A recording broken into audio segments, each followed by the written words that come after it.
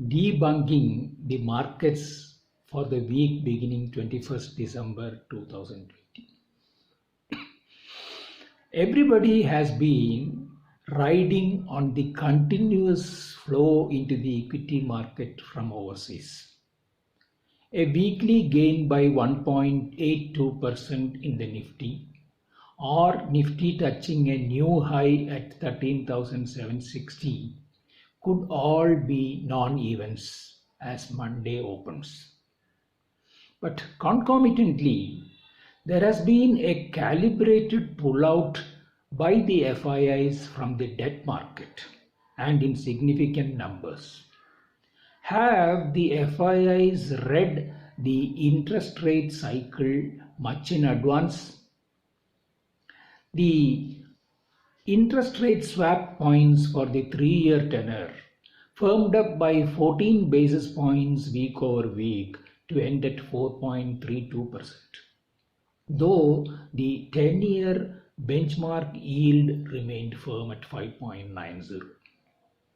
The prognosis on interest rates need to be seen against the background of India's government debt to GDP jumping from 72% to 90% between 2019 and 2020 as per provisional figures.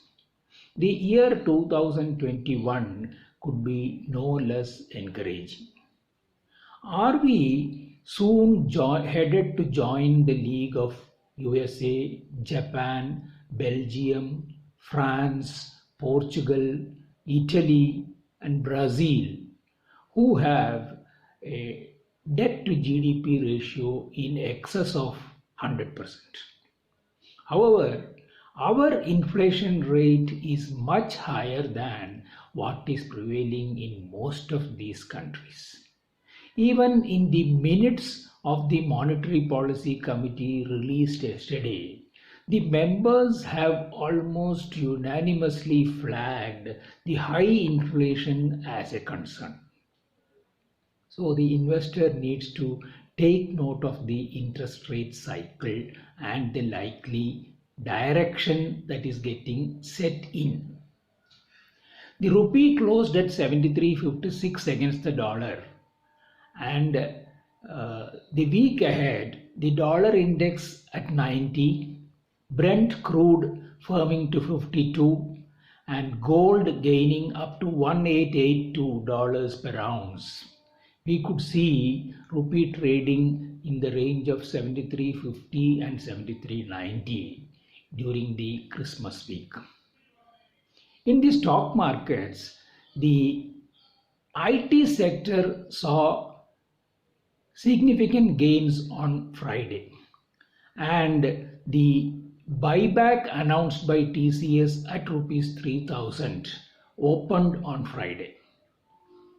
What needs to be understood is that out of the 16,000 crores earmarked by the company for buyback, more than 10,000 crores is the money that will go to the eligible buyback being offered by the promoter Tata Sons Limited.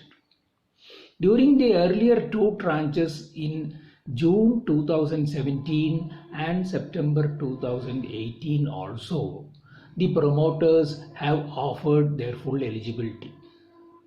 But for the investors during this year, under Section 115QJ of the Income Tax Act, the proceeds from offering shares for buyback are exempted from income tax. This window can be taken advantage of, especially by the retail investors. With promoter holding increasing by 15 basis points to 72.20, TCS stock still holds promise for a long-term investor. In the coming week, the offer for sale from Dishman Carbogen at 145.70 is also opening.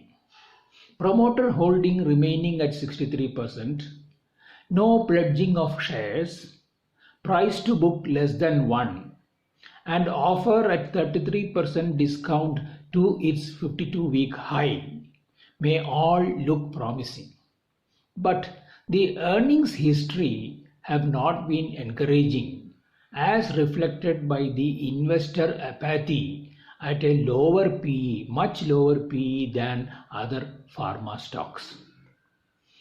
The week ahead, the GDP data from the USA on 22nd December will be watched with interest.